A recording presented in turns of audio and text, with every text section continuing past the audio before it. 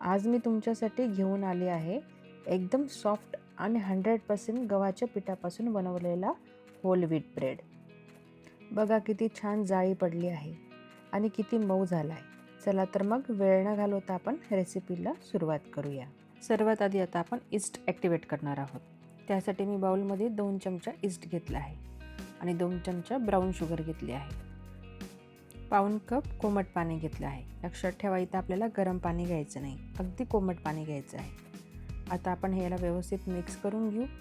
आता याला आपण गरम जागेच्या ठिकाणी झाकण ठेवून 10 मिनिटं असंच रेस्ट करायला ठेवणार आहोत। 10 मिनिटांनी आपला ईस्ट चांगलं फुलून येईल।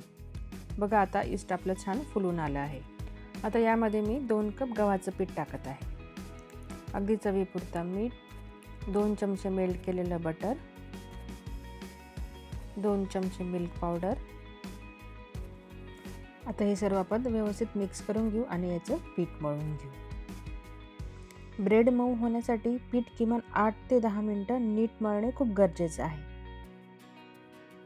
आता या पिठाला आपण खाली घेऊ आणि हाताला थोडं तेल लावून याला छान 8 ते 10 मिनिटं मळून घेऊ। आता हे पीठ मळण्याची पण एक पद्धत असते।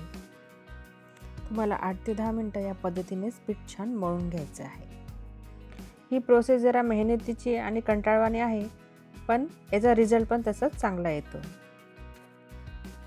जर तुमच्याकडे स्टँड मिक्सर असेल तर तुम्ही त्यात सुद्धा करू शकता, म्हणजे तुमचे इथं कष्ट वाचतील। बघा आपलं पीठ किती छान मळून झाले आणि सॉफ्ट पण झालं आहे। आता या बाउलमध्ये मी तेल टाकून याला सर्वीकडे तेल लावून घेत आहे। आता हे तेल बाउलला व्यवस्थित लावून झालं आहे। यामध्ये आता आपण पीठ फर्मेंट करायला ठेवणार आहोत। पिठाला आपल्याला असा व्यवस्थित शेप देऊन घ्यायचा आहे। सगळ्या साईडने असं गोल गोल करत असा गोल शेप देऊन द्यायचा आहे। आता हे पीठ मी या बाउलमध्ये ठेवून देत आहे आणि त्याच्यावर थोडं तेल लावत आहे। आता ह्या बाउलला आपण ह्या पेपरने रॅप करून घेणार आहोत।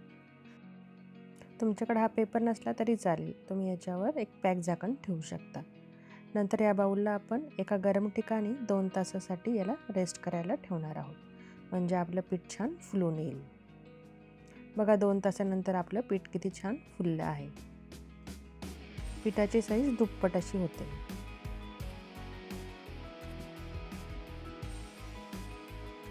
आता हे पीठ आपण पुन्हा एकदा मळून घेऊ। उन्हाळ्यात हे पीठ बाहेर ठेवलं तरी छान फुलून येतं, पण जर हिवाळा किंवा पावसाळा असेल तेव्हा याला तुम्ही एका गरम जागेवर ठेवू शकता। आता पीठ आपण छान मळून घेतलं आहे आणि त्याला आपण असं थोडं फ्लॅट करून घेणार आहोत। या पद्धतीने आपल्याला याला असं थोडं फ्लॅट करून घ्यायचं आहे आणि वरून असं त्याला गोल गोल करत खालच्या साईडला असं ओढून घ्यायचं आहे, म्हणजे आपल्या ब्रेडला छान असा शेप येतो। त्यानंतर आता याला आपण मोल्डमध्ये टाकून घेणार आहोत। मोल्डला मी आता थोडं तेल लावून घेतलं आहे आणि त्यामध्ये आता आपण हे पीठ ठेवणार आहोत आणि त्याच्यावर आता ओला केलेला एक सुती कापड आपण ठेवून त्याला 30 मिनिटं रेस्ट करायला ठेवणार आहोत। बघा 30 मिनिटानंतर पीठ किती छान फुललं आहे। आता या पिठावर आपण ब्रशच्या साहाय्याने थोडं दूध लावून घेणार आहोत।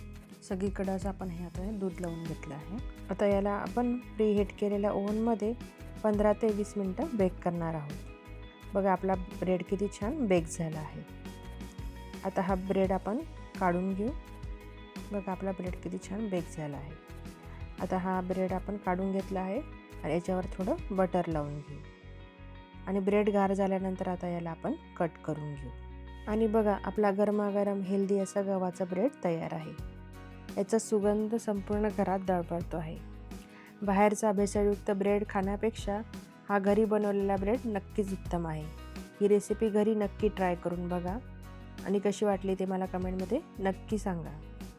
रेसिपी आवडली असेल तर लाईक करा, शेअर करा आणि कमेंट करा। चॅनल सबस्क्राईब केलं नसेल तर नक्की सबस्क्राईब करा। पुन्हा भेटूया पुढच्या रेसिपीमध्ये। तोपर्यंत खात राहा, स्वस्त राहा, मस्त राहा। थँक्यू।